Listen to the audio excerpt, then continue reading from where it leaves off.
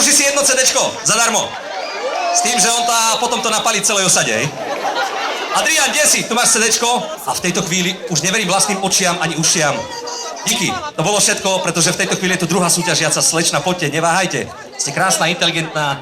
Náš kontrabasista sa kvôli vám nevie sústrediť už tretiu pieseň. Sí, pána. Nádhera, nie? Slečna, poďte bližšie.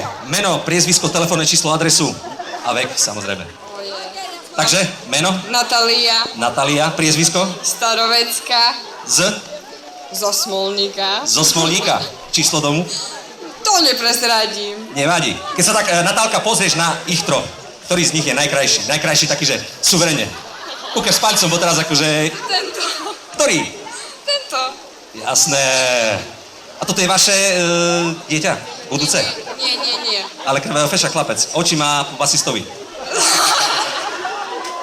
Natálka, pravdepodobne nejakú pesničku by si chcela zaželať. Či len tak si prišla? Nie, ja si prosím pesničku. Povedz. Koho ľúbim? Koho ľúbim, ale normálne odspievaš všetko? Nie, akože ja iba tak na prianie. No dobre, a tak musíš stať tu. Normálne ako pri mikrofóne. Malého trím za ruku, nie že spadne. Koho ľúbim, komu svoju lásku sľúbim. Som nečakal túto pieseň. Chlapci, havo.